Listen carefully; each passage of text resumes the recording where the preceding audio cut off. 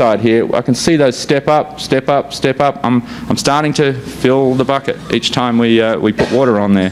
So that's what I want to see, and that's how I can manage my infiltration and drainage. If I'm trying to put fertilizer on through the sprinkler or the drip system, I don't want to see these blips. And this is an example of soil that was really wet, and then this happened to be rainfall, but it didn't even move at these higher sensor levels. What it did is it went immediately through to depth. And if you think of soil as a sponge, as I said before, and I put that sponge on a cake rack, and I get some red dye, and I put that red dye carefully on that sponge until it can't hold anymore. It's just drained through a little bit, and I leave it and let it just equilibrate. And then I come back with some blue dye, and I get the blue dye and I pour it on that sponge. What comes through the bottom end of that cake rack is not red, it's blue. Because it's that last water on is the first water out, and it, well, I guess the first water in is the last water out. It holds on to that more tightly because all that water goes into the small pore spaces, and so that's a concept a lot of people don't tend to intuitively understand. And so if I fill the soil up and then I put fertilizer on, I can't catch it. I've got to have some room there to catch it, and so I don't want to see if the soil is already wet. I don't want to be fertigating here, and this farmer was just about to do that, and we held him back and let the soil dry out a little bit. So, and there are no roots active at this point. I just want to finish with a case study. This is a farmer who really, up at Stratford, who really understands the value of water, and so I'm thinking about what's the value of every inch, and also he's thinking I'm a limited water farmer. I've only got 400 gallons a minute through a quarter mile circle.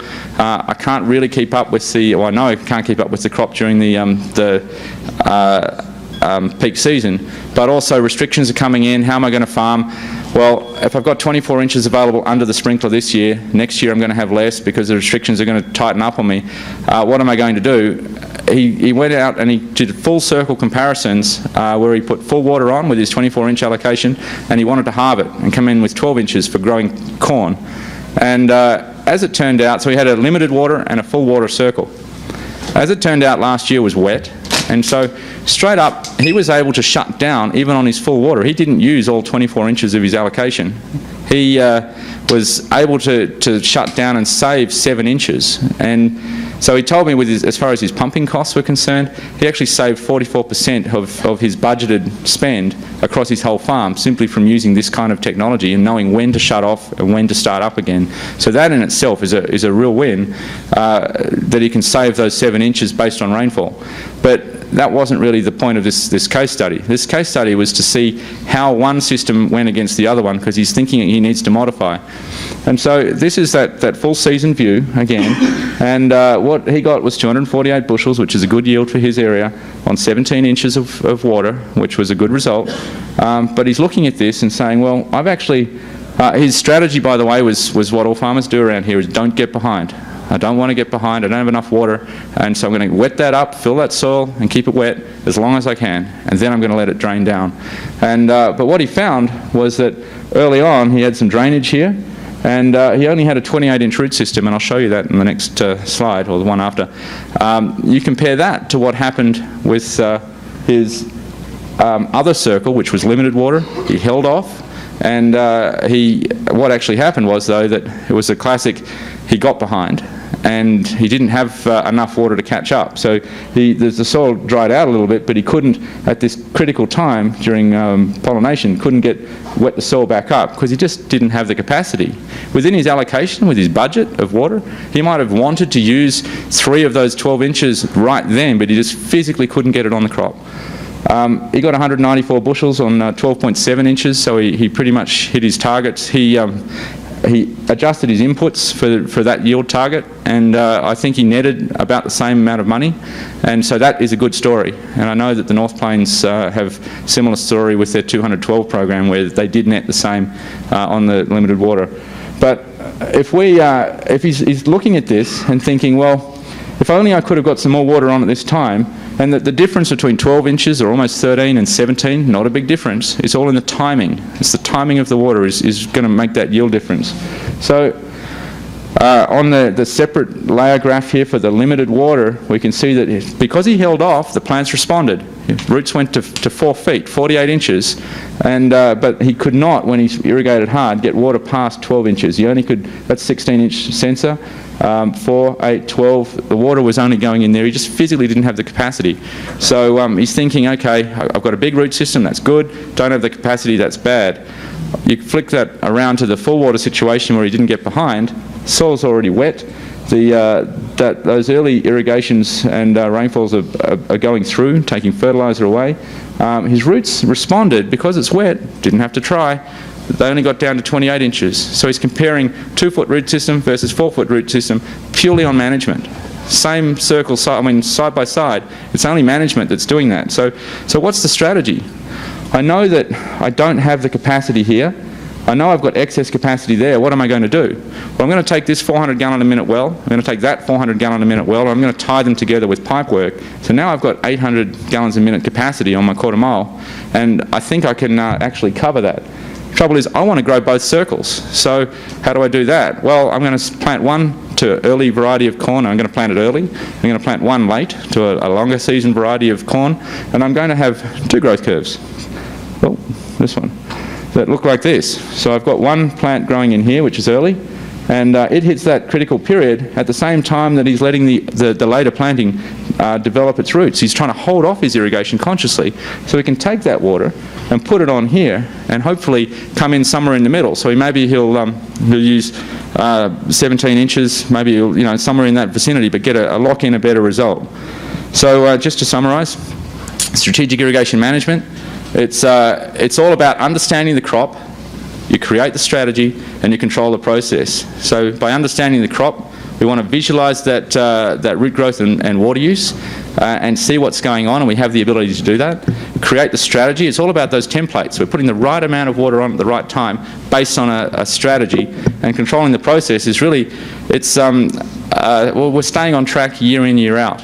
And so I think I've just finished on time. Thank you. I do have a copy of this presentation and my card down the front. Unfortunately, I'm going to have to leave at the first break, so I can't stay around all day, but I'll try and stay around if people have questions, either want to catch me privately at the first break. Thank you.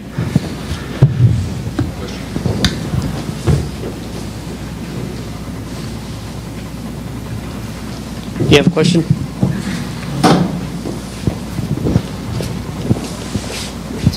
I'm just wondering how far out does the capacitance probe go out and with its signal in order to measure the soil water, and do you have any idea what the influence of the slurry is on the readings you're getting?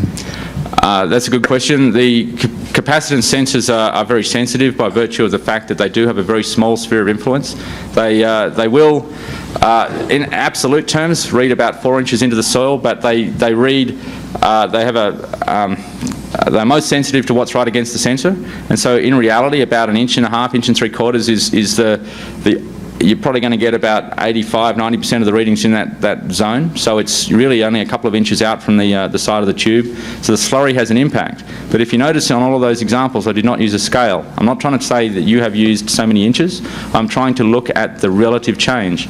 And so that doesn't the slurry has a much lesser impact than if I was trying to calibrate this and use it as a calibrated instrument to measure volumetric soil moisture. I would have much more difficulty than using it as an irrigation scheduling tool, where I can look at relative change, and I'm letting the plant be the guide and look at the size of those steps relative to each other. And I can tell you that if the same point on that graph will be the same moisture content, it's just that because of the thickness of the slurry and other things, you're going to get a little bit of variation in exactly what that moisture content is. So if you're using it for research, I would also advocate at least a wet and a dry gravimetric sample as well to give you what those boundaries are. I'm curious also as to the density of your installations. How many per field do you recommend and find necessary if you have variation of soils? Are you needing to install more than one in a field? those sort of Great. issues are really critical, I believe. It's usually the first question or the second question. The farmer usually asks how much, and then how many do I need, or how many do I need and how much. But it comes back to economics. I would always advocate one per management unit. So if you're taking one, like a full circle, even if it's a half-mile pivot, I would still put one in at the start as a guide, and then you work up from there. Now, if you start to say, well, I'm managing for this part, you want to make sure you put that in a very representative part of the field. Now, what I'm looking at here is the part that pays. So, you know, if half the field is one soil type, but you're getting most of your value from that, I'd certainly put it in there. If you are worried about running out of water, I would tend to put it in a slightly dry, not the driest, but a slightly drier part of the field, so everything else will be wetter than that, and then you won't run out of water so much. If I'm growing cotton and I want to hold it back, I'd probably put it in a slightly heavier soil type so I can keep everything back. But it comes back to, you know, what's the value of that information, that incremental cost, a bit like those extra inches. And it works very well with spatial monitoring. So the next thing I would do if I'm before I put a second probe in there, is I would get some kind of GIS mapping, soils, yields, other things, to work out what is my variability. Certainly I would take all that information into account when I put the first one in, but the next bit of information I would use is really going into that spatial mapping, so I know how this point relates to that point, and then I would put another probe in over there. So you build up the layers of technology. If you're splitting your pivot, half cotton, half corn, put one in either side because you're managing them differently.